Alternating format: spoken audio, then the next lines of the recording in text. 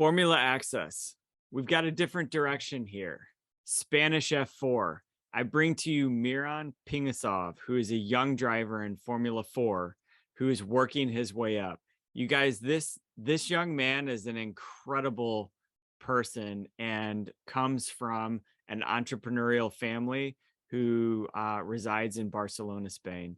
You guys, seriously, young people in motorsports are amazing.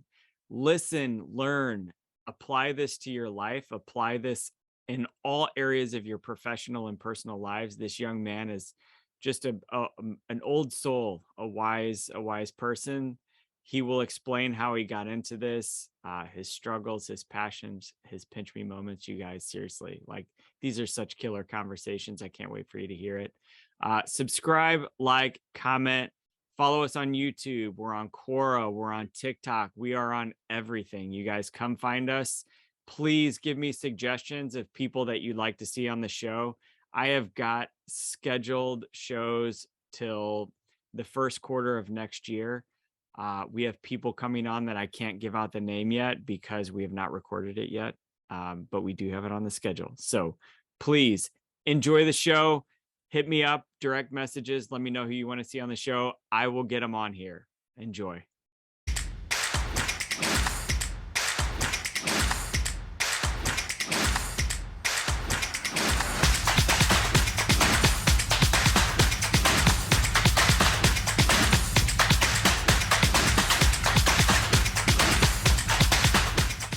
Formula Access, welcome to another day.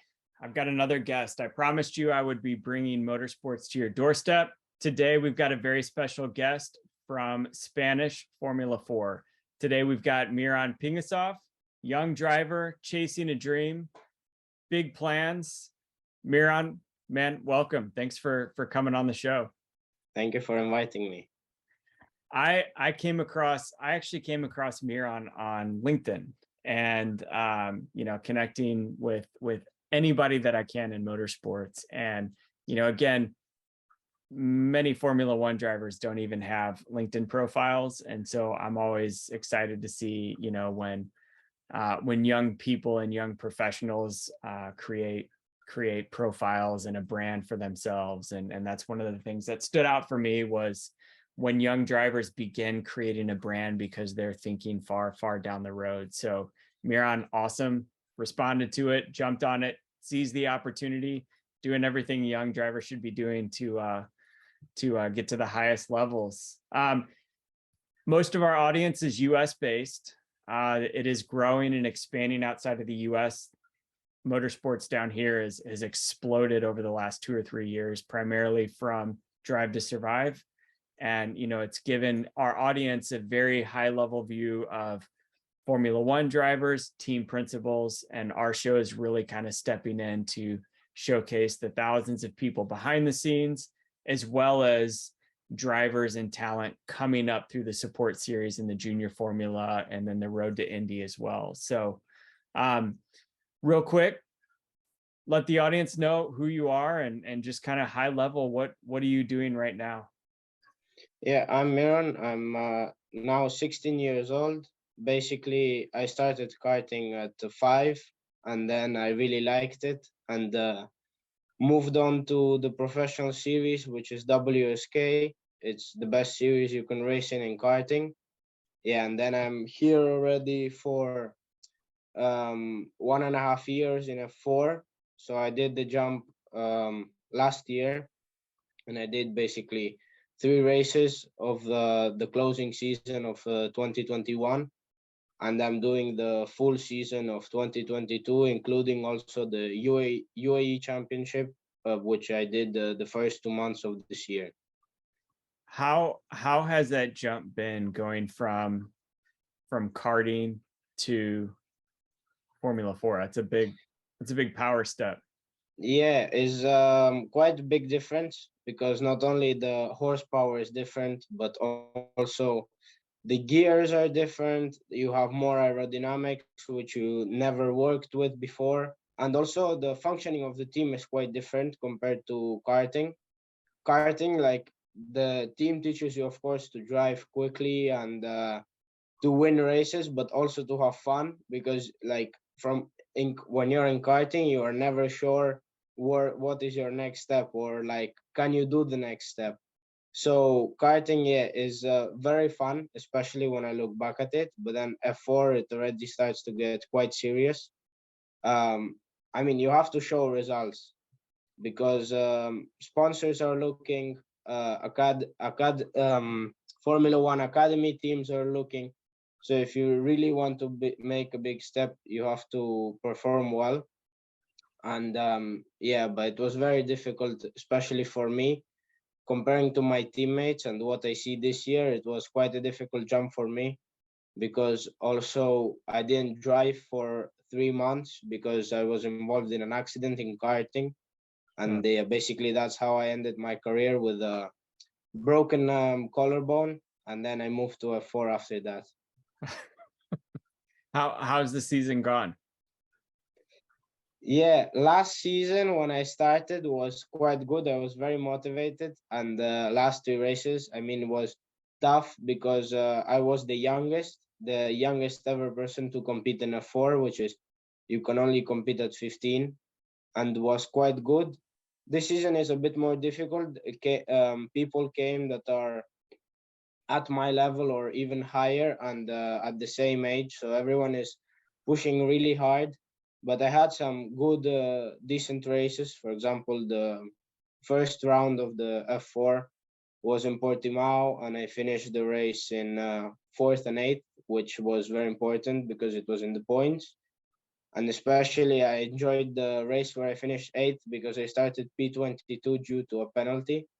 So yeah, it was quite a good race. But in general, it's not going that bad. Like improving a bit there and a bit there, but it could have been better. But I cannot complain. But you're learning, right? Yeah, Every season, every race has a takeaway where you grow yeah. as a driver. How challenging is setup? You know, going from my son go-karts for fun, and Oh, and I know we spend hours on that thing trying to get it set up and ready. When you make that jump from a go-kart to an F4 car, you now have engine professionals helping you set that up. yeah. How important is that communication and that setup? And Yeah, it's quite important, but to be honest, is a very weird thing, especially when I'm talking to people, and I try to say that for me, karting is harder to set up, even though you are like, it's smaller and everything looks simpler, because I think that it's harder to set up because in karting, the team is professional, but there are not professional engineers that do their whole, engineer their whole life. There is just the team boss and your mechanic trying to help you to set up the go kart. So it's very hard, especially because the level is very high and the go karts are much similar.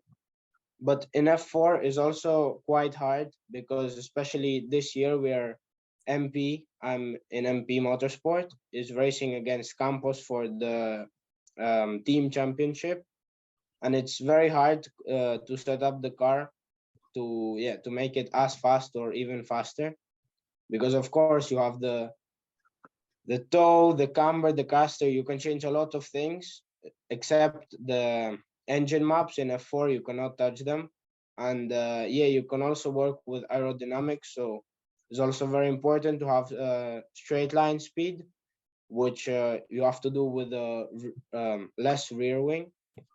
But of course, you also have to have the grip in corners, especially those that are quite fast.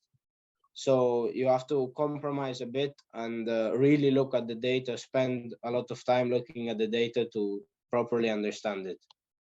how is that feeling of going from a go-kart, which is basically tire grip, and then going to aerodynamic grip? I mean, can you feel it kind of gripping down? I only know it from our racing sim, and of course that doesn't even compare. It's a stupid comparison to make, but do you, I mean, you feel that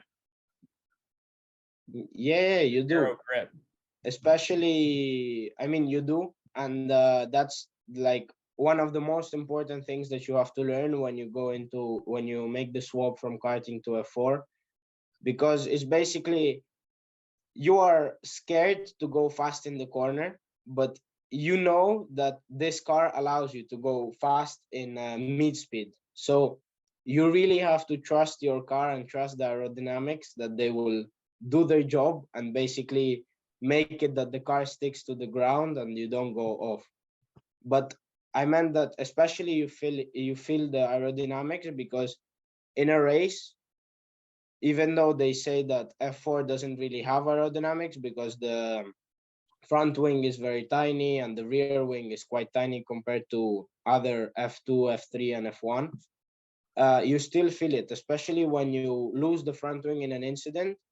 You really lose a lot of positions because the car just won't steer. The car is just basically like flying up instead of sticking to the ground.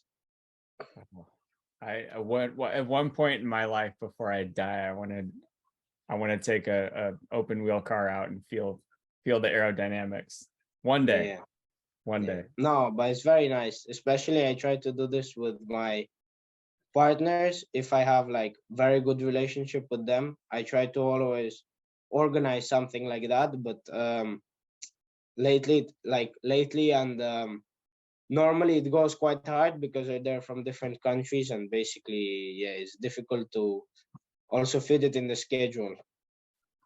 How does Formula 4 compare with, the US has Formula 4, New Zealand has a pretty robust Formula 4, and I imagine there's a series all over Europe with that. How does the Spanish F4 series compare to the others?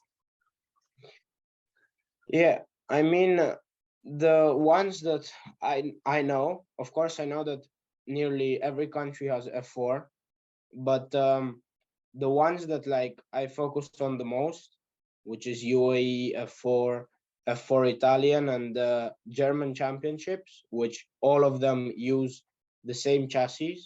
There's basically two chassis you can use for F4, which is Migal or Tatus. So Tatus is the Italian one we use. Um, yeah, it's like also the championship can be very different, because in some championships you are allowed to change more of the setup than in others, but also in others there might be like very high team level but not so much high level of drivers, but in others is the wrong way around. Or like Spanish F4 this season, I think, is like both. It's very good and it's very high level racing, so you really have to make an effort to do good. Who do fans know that have come from the Spanish side of F4? um well, basically Richard Verschoor is my coach and he's driving F2 now. And for example, he did Spanish F4 in 2016. It was the first year that Spanish F4 opened its own championship. Okay. And he won the championship. And now, like, he's quite famous because he drives F2. Of course, it's on television, and it's the highest level of racing except F1. But also he's winning quite a bit of races in F2. And yeah, he's doing quite a good job. What is what's the knowledge gap between you and him? I mean, do you feel like he is way up here when it comes to, how you put a lap together, how you set the car up? Yeah, it's gigantic, because especially like some drivers really like to learn the technical part of the car, and like some drivers really enjoy that.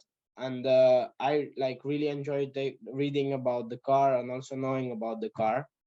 But it's just how much you drive, and like you have to be very smart. And for me, Richard is very smart in this sense. Yeah, he knows much more about racing than me, but it's also normal because he has been longer racing in single seaters. But especially I believe that in the mental side, which is also very important, he just knows how to like cool down for a quali lap. He knows how to concentrate for a race run. Basically, he knows all this stuff, which is very important. And at the end, especially in a four, which where the cars are very similar, you really need to have a strong mentality. So yeah, comparing me to him on the mental side is he knows much more. Also on the technical side, but I think that it's a bit more balanced there. Do you ever have him when he's with you? Do you ever go out and run a lap and then come back in, or run a set of laps, come back in, and then have him give you guidance and then run another set of laps? I mean, is it night and day? Yeah, normally yes, sometimes no. I mean, if like it's an important run where I have to do two runs in a short amount of time, which is like normally we do quali simulations to practice qualifying, where we just put a new set of tires and we do 8 laps, which is basically a qualifying.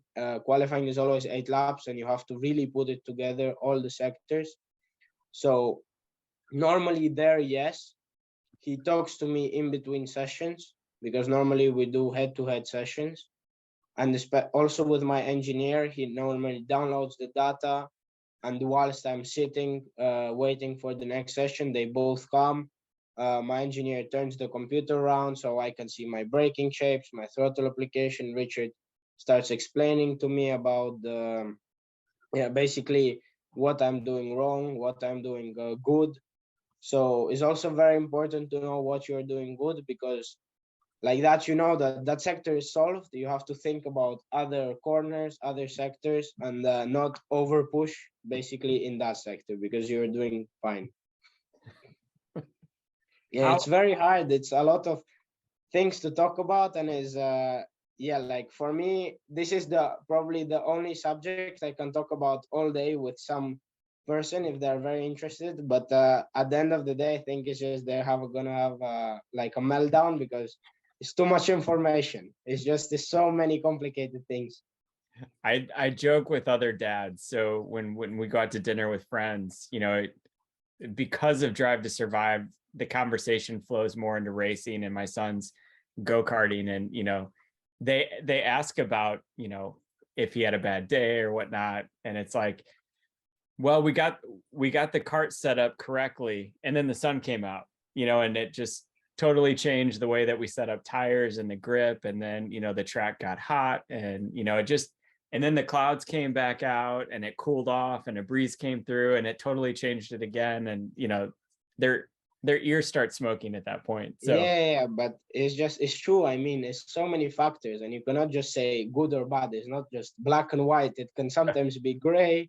It can sometimes be more white than black. But yeah, so many factors. And for me, until a person understands this, like that there are so many factors and they're so difficult to put together, he will never actually understand how hard is racing. Because also I have a million like school peers which say that racing is quite easy. You just press two pedals and you just steer. But it's so much more than that. You have to know when to steer, when to brake, when to.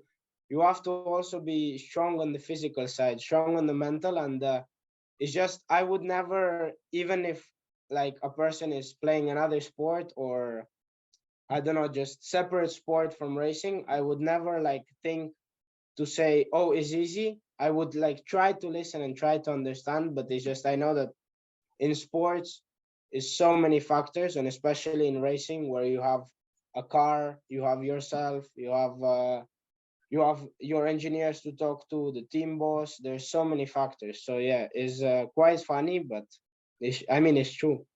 I want to actually sit there for a second. So you're 16? Yeah. Okay. How have you gotten that mental fortitude? I mean, most 16-year-olds are playing video games and, you know, sitting on social media. What, I mean, what are you doing? or what is it about you that gives you the mental strength and the drive to go work out for your craft? I mean, you know what you want to do. I've seen your plan here. I know, you've got a very detailed, thought out, articulate plan to arrive in Formula One day. What what gave you this mental capacity to do that? Yeah, it's also quite hard. A lot of factors to take into consideration. No, but it's basically that um, since my dad put me in go-karting, first of all, I really like it. So I think that always a thing that you like is easier to do. And basically, yeah. And since the moment I got into karting, he said that I need to work out. But like I hated it. But now I really understand that nobody like either wants to spend the time to do it for me, but nobody also will do it for me. Yeah. So I understand that, of course, it's hard. And of course, for me, it's hard because I mean, I'm studying, I'm still 16, and I still don't know many things. But I mean, I try my best because also I like sports. So for me, it's quite easy to work out or to, I don't know, go cycle one day and all of this. But for me, what's more difficult is to really like um, try to also bring my mental like strength as much as the physical strength. I also try to do it with psychologists like who are like there's specific racing psychologists, so they also help me. But also what's funny is that normally, like you said at the start, that normally 16 years olds are sitting at playing video games or are sitting watching a movie. But it's just also I find time for that because I understand that even if I like it and want to become the best, I cannot sit 24/7 doing just racing. I cannot sit 5 hours on the simulator, then I do 5 hours of actual training. Then I cannot do that. It's just impossible. I'm also a human being. I also need to eat, entertain myself. So I mean, I just find time for all of that because normally also people ask me, but why do you do this and that? Like, how do you find the time? No, but what's more important is that you like normally spend too much time on one thing, and that's why you don't have the time for the next thing. I just try to compensate it and do a bit of everything, which at the end combines and makes it a big thing. How did you even get, you mentioned your dad got you into karting. Like how'd this whole thing get started? Yeah, in well, basically he always liked cars, and always his favorite car was Porsche. And we were living in Russia. Like actually, I'm Russian, but I lived in Spain for my whole life, like for 10 years now. So when we were living in Russia, he found a go-karting place near our house, but it's just it wasn't nothing very professional. It was just one guy who really liked coaching, and he opened his small team, and he had two mechanics. And basically he took me one day there, and also it's quite a funny story because like they just, when I got there, they just told me, here's the throttle, here's the brake, and here's how you steer. Now you can go. And I went, and they didn't tell me anything about hand signals, which are also very important in racing. Like in karting, they use many hand signals because they cannot use the radio like in single seaters. So they didn't tell me anything about like what is the stop signal or what is the, I don't know, refuel signal. So I just went doing on laps until my fuel finished. And then they told me like, why didn't you stop? We told you many times to stop. And then my mom said, yeah, first of all, you didn't explain to him like what is stop. And secondly, if he didn't, then it means that he really liked it. So yeah, it was true. I really liked it. And we just moved on, and I got to do 2 races in Russia. it was nothing special. I mean, it was 4 drivers, but yeah, it was my first 2 races. And then we already moved to Spain and started searching for more higher level karting and just work and I do karting in Spain. And yeah, basically that's the story. How involved was your dad and mom and that whole journey? I mean, was your dad your mechanic for a long time, or? No, he was never my mechanic, but he always pushed me and tried to tried to explain to me from a young age that I really have to put the effort in it. And from a young age, he really, really tried to explain everything that I need to do, which even though I didn't understand because I was, I wasn't old enough to understand. So he normally, tries to also explain his side or his opinion, and he really put in the effort also to bring me at this level. But my mom also like is really committed. She always um she always just basically tries to help me before the race to also get in the right zone. She talks to me, like she tries to also like she doesn't try to explain technical stuff, but she tries to explain more mental, Uh-huh. which is also funny because like until one race I didn't know that my mom even studied psychology in the university. But she normally really put me in the zone before the race, and I asked like, how do you know all these things? And then she just told me that she studied for psychology in university. And that's like how I understood that she can really also help me during the races. A mom's intuition is always the best intuition, and if she's your brain coach, you're solid. I know my wife knows my children like, the back of her hand, and knows how to get in their head and get them motivated. So I totally get that. So Yeah. they're motorsports fans themselves. Yeah, my dad really liked Schumacher. He watched his races. It was he's Formula One. Now he doesn't really watch the modern Formula One, but yeah, he really enjoyed and he really liked racing, and he wanted me to be part of it. So yeah, my mom, not so much. She was always nervous that why are you putting him into this? Like professional sport is never too good because it's like too much adrenaline, too much pressure, and basically it's a dangerous sport. But yeah, but now she just stopped doing that and she really started to get into it. She really likes when I do good, and like all moms. But yeah, but like she was never a really motorsport fan, but she always helped me also. And they're pretty involved in your career today? I mean, do they travel with you and support you? Yeah. Yeah, they travel to all the races. Normally, I try to be more individual in tests, and like if we do simulator with my team in their workshop, Mhm. normally I try to go more by my own to also start getting in that. Like at the end, I will live alone. I won't live with my parents forever, and I also need to know how to go in the right mood and do the things myself. So I try to do it individually, but normally to all the races they travel, sometimes together, or sometimes it's either my dad or my mom. But also my mom got the motivation to travel after my crash.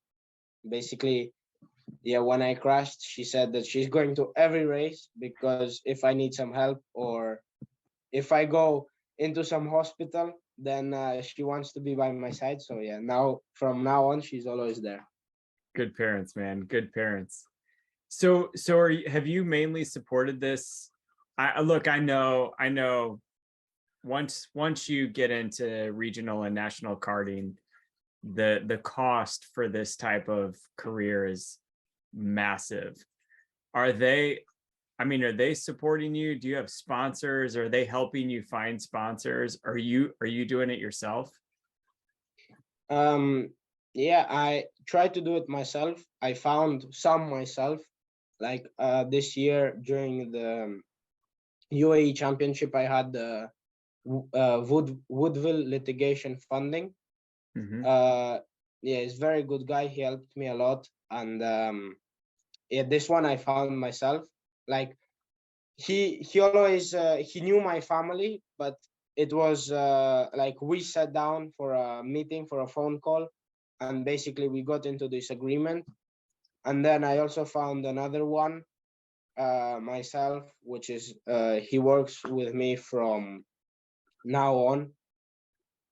But no, my dad also helps me finding sponsors. My mom tries to give me ideas to who to write, but my dad always tries to help me find partners or sponsors. And of course, he also, like every dad, he also tries to he also puts in the money for it, but there's also sponsors. It's not just him. So yeah, it's like a compensation. But yeah, of course, it's my dad and my mom are very important.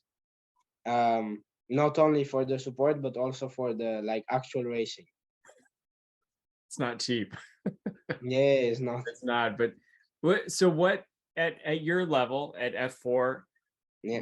what is the value to a sponsor? So if you're calling me and you want, my company to sponsor you, support you, what is it sponsor getting? Well, basically, he's getting the privilege to work with a young talent, and I mean, it's his choice to believe in him or not. But if he's sponsoring him, it's probably that he believes in him. So he gets the privilege basically to see, like you said at the start, what goes on at the backstage of Formula One. So how to get to Formula One. But of course, he also gets the publicity. Of course, like Formula One, we put a sticker on the car, a sticker on the helmet, and then a logo like sewed to the suit. Mm-hmm. But I always try to make it like quite like a friendship more than a partnership, that we can actually like call each other if we need help. And I always try to make it also um, like we can see each other actually face to face, not like many people that just call, say, okay, you want to sponsor me? Yes, no, and then that's it. They never see the sponsor again until like they break the contract or they have to do the meeting. But they always try to make it, yeah, basically more of a interaction by organizing tickets for my races, and also organizing some days where, I don't know, like we rent a track and maybe we go with some car with my sponsors. They can drive, I can drive, I can show them around. And Mm-hmm. I always try to find the time for my sponsors, especially when they come to my races. I really, in the break time between the sessions, I really try to go and explain them something about the car or what is the racing. They can also ask me questions, which, yeah, I really like. And I think that this is how it really should be between a sponsor and you, because I mean, this person is investing huge money into you. And it's not just because he wants someday for you to pay back with some more customers or more publicity, but I think it should really become more like a friendship. And a sponsor, of course, if he sees talent in you, he will be honored to invest in you. But you should also be nice to him. It's not He will not only invest the money just because you're good, like you're a good driver. You have to be a nice guy also. I can tell you that I've been in hospitality and kind of the support series, and just being able to get next to the car, to look under the body work, and not sit in the cockpit, but actually like look in it, and interact with the engineers, the mechanics, the driver, the team owners.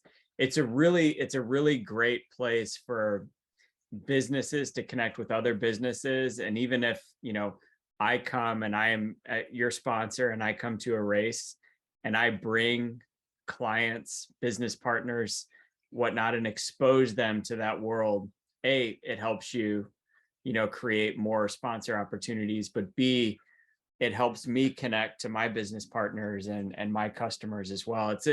It's a really unique system that I don't think I fully grasped until being in that earlier this year, at how valuable it was to sponsors to be a sponsor, and also to cultivate those friendships. Because I agree with you. I work with some young drivers here stateside, and those are really, really neat friendships, because you're a high functioning human being, and most entrepreneurs and business owners are encouraged and energized by being around people like that. So you're getting around like-minded people. That's great that you're raising your own sponsors. It's a rare trait. It's something that you have to have, because it only gets more it important. only gets more important, especially with the budget growing. But as you said, it's for me, it's the best atmosphere to try to just not even do business, but just build a kind of relationship. Because even when when I was not racing in a four, it was the first time I visited, I was amazed by how the cars work, what the sound on the straight, just getting to know more about the car, what's the maximum speed, I don't know, what does this part do, what does that part do? Yeah, it's just an amazing atmosphere. And even though people think that F4 is like the people that don't understand normally tell me, why are you racing in F4 and not in F1? But of course, you cannot go okay, Max Verstappen was a special case because he went to Formula One at 17, but now the law of F1 states that you cannot go until you are 18 and have a driving license and super license points. So so it's just it's an amazing atmosphere, even though it's not an F1. It's not F1 and it's not an F1 car. And for me, it's just amazing how everything works. Don't let people discount that. It's a tough road to get where you're at. You've accomplished a lot. Don't let anybody take that away from you. Thank you. Does F4 support F2 and F3? I mean, are you guys running a support series to them, or is yours separate? No, we it's separate, because our championship, even though it's certified by the FIA, it's not called FIA F4 like the F3 championship and the F2 championship. It's just called F4 and the country you're racing in. But some events we do the same racing weekend as F1. For example, last year in December, I went to UAE, the closing round of F1, and I raced there as a support event. Wow. But you were at Abu Dhabi? Yeah. It was very nice. I mean, the race itself, I didn't really do good because it was the new car, the Tatus Gen 2, and it was very difficult to adapt for me. But it was very nice event, even racing at the same time as F1. And you can see just whilst you're driving, you can see all the fans going around.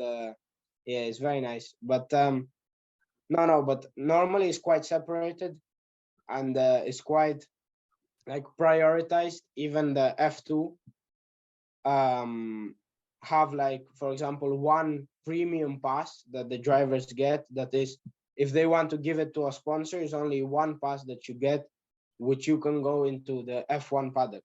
Even F2 drivers cannot go into the F1 paddock. So all the series are very prioritized and quite separate, but but it's still without one step there wouldn't be the next, so it's also quite dependent of each other. Did I read here correctly? Are you part of the Alpine Driver Academy? No, I'm not. Okay. Unfortunately. We'll keep working towards it. I've been scanning through, your plans and your business plan, and I for a 16-year-old, this is actually really detailed, very clear, very articulate. and just it's actually quite amazing that Thank you. I don't know if you had help, but like this was I don't see I that very. mean, I don't really have help writing the things and planning the things. I just received help again from my coach, Richard. He basically explained what to do, and he recommended me to download the LinkedIn app and create a profile, because he said that he finds quite good partners and like really builds a relationship with them. Like uh like even on Instagram, which is like used just for social media, you Mhm. can still find someone. I mean, it's a very rare case, but you can still find someone, and it's quite useful. So yeah, I just received some guidance, but he also sometimes helps me like prepare for a meeting, but only if like he's, I don't know, if I have an event in Barcelona and I don't know, on Saturday I have an email and I have to respond. He's like, he normally stays at my house when we have the event at Barcelona. So normally he helps me in that, but mostly I did it by myself. That's good. So yeah, it's quite difficult also to come up with ideas which you can offer, but yeah, but it's good to have them. It is. So in your career in motorsports, what was your pinch me moment? Like at what point were you like, I can't even believe that I'm here in this place or this situation? What's been the most amazing? Yeah, I think the last year, the closing event at Barcelona, basically like I got into a four and it was my third race, and everyone competing against me was like 16 and 17 and older, Mhm. and they did the whole season, and it was just my third race, and I arrived P5 to the finish line, so it was very good, especially like thinking back and seeing that I did it in a four.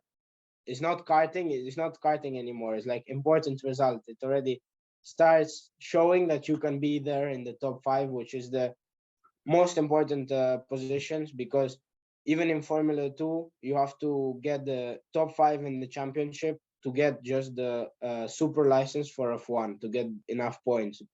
Mm. So yeah, I think that was the for sure one of my best moments, because um because it was just the third race, but also just being in a four for me is very something like very shocking, because I used to read about F1 in school, like books, and just watching some F1 races, and like reading some news on BBC about F1.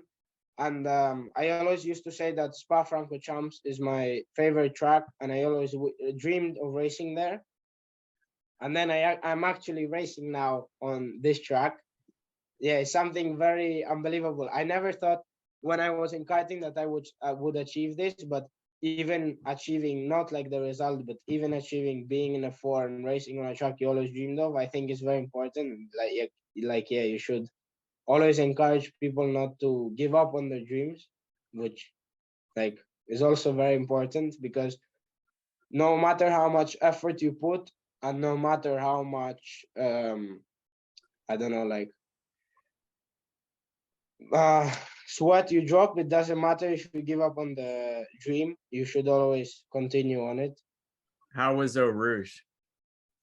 Yeah, it was the first time was very scary, especially when I the first time I tried to do it flat, I went off a bit, and was very scary for the first time.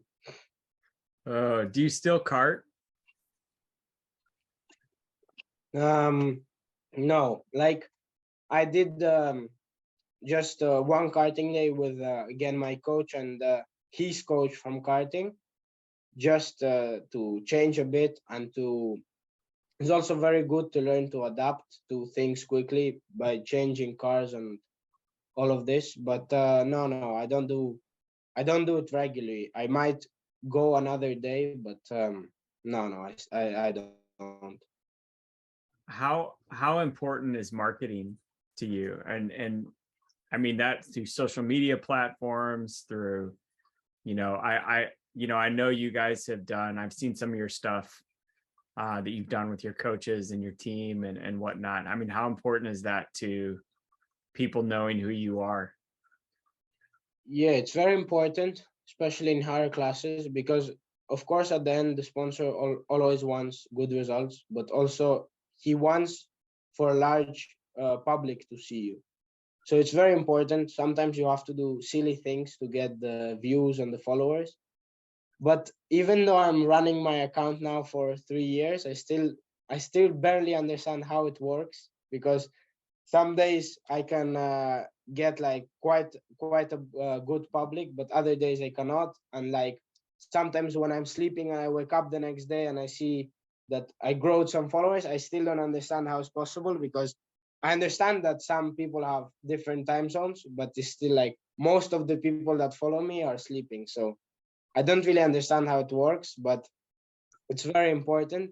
And also it's very hard to do this part, to get the followers and to get people to know you. But I mean, I try my best, and of course results normally help to do this, because also you can see that on a weekend that you are on the top 5, and like when you're on the top 5 the commentator always speaks about you, the championship post thinks about you. You always get more followers than when you are driving like outside of the top 10. Hmm. And of course when you're on the podium you get maybe double the engagement, but I mean it's very hard. So yeah, it also a lot of factors have to go into it. But also what I see with some drivers is that uh like as my dad explained, he also never run his account. He's not a professional like Instagram employee which tries to get you to the verified. But he just explained to me that even if you are a driver, you should not always focus on posting things about your car. You should also post things about your life, what you do, and you should be interesting to the people. Of course, racing is interesting, but at one point, some people don't understand what you're saying, or some people don't understand what you're posting, and it just gets boring if you get to the profile and you see, okay, it's just car, car, car, car, car. So you always have to try to be entertaining. So I You always try to also do that, and try to put things also about my life, daily life. your dad is wise. Just keep paying attention. What does he do? Yeah, my dad opened a company long time ago, and is basically a road building company. I It's was quite gonna big. I was gonna ask you if your dad ran his own business. A lot of what you're saying and just your behavior traits are what I see in a lot of kind of entrepreneurial families. They understand the way things work, very motivated, very hardworking.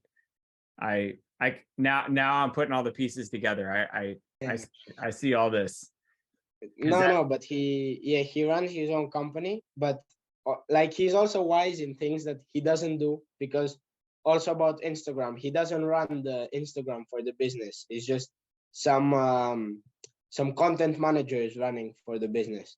right. So he knows quite a bit of stuff, but also what you said about like having an entrepreneurial attitude is also, I really like the fact of having a business. And like I really like the like discovering what entrepreneurs think when they open a business, when they go to meetings, when they sponsor or invest in other people. And like normally people also ask me, do you like going to school, or are you like everyone, like all the drivers that hate it? I mean, I'm not like, I don't really like it. I'm not like, oh, I want to go to school every day, but I like some subjects. For example, business is very interesting for me. I also get some knowledge of that. But of course, yeah, my dad is the primary help I get in these things. Yeah, you are running your own business. You're a race car driver. You have to raise money. You have to perform. The pressure is high. You get it. Yeah. I I'm impressed. I think that's really neat. What Thank you. advice do you have for young kids out there karting, chasing this dream? Yeah. Well, first of all, I would have some technical advice, which is basically I stick to karting for a long time, but I think you should really make jumps and try to go through the steps quite quickly. Like don't stick to one thing for a long time, because after comes another, which of course has the philosophy of racing, but it changes. Like you have to adapt very quickly to it if you want to perform. Can But I of course also, sorry. hold on real quick? So I had Mario Andretti on my show yesterday. Yeah. You know who he is, right? Yeah. Okay. That was his advice. So just to affirm you and your basis point, you know, he'll be on the I'll have that posted in a couple of weeks, but that was his advice, is like, get there, win, move on, keep going. You're Yeah. well, he's a great.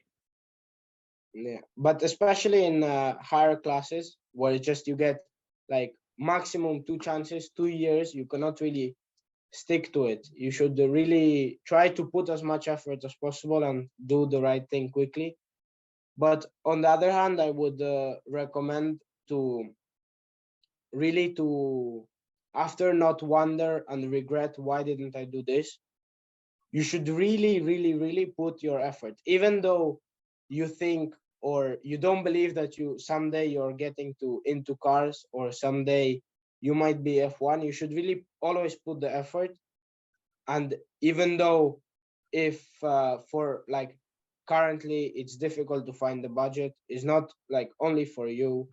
A lot of people have this, including me. So you should really never give up, because at one point like a spark will come and everything will fall into place. And it's really important to be at the right level when that spark comes, because then it's the time for you to perform and to shine, basically. That's a good word. That's a good word. How do people find you? How do people find me? Like on social medias or? Social media, website? How do people find, if sponsors find you, how do teams find you? Yeah, I mean, I have the same name on all social medias as my real name. I don't put anything at the end or before it.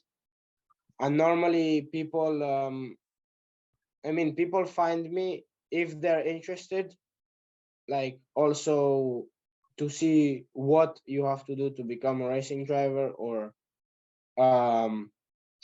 what physical activities you do or whatever. Normally they follow me on Instagram, but of course on LinkedIn, I'm also now getting a lot of requests. And yeah, but normally I think that they find me, I mean, because they're interested, first of all, and second of all, they know that I can get the job done. So I think that that's the primary thing that they look at. That's awesome. Well, Miron, I really appreciate you being on the show. If there's anything that any listeners can do to help you out, I imagine it's to reach out to you and as a sponsor and a supporter, and just somebody that can help you extend, you know, the reach of what you're trying to accomplish. You're always welcome on the show. If you got something coming up next year, the year after that, or any new big news and you want to get it out there, you're always welcome to reach out and let us know what you're doing. And I appreciate you being on the show. You're a good Thank speaker. you very much. I also appreciate getting invited. I really liked it. It's my first podcast, so I really enjoyed it. And yeah, thank you. You're a great speaker. Most people sweat it out, get nervous, they stumble all over their words, and you're very articulate. Thank you. I appreciate it. Thank you. Thank you very much. Bye.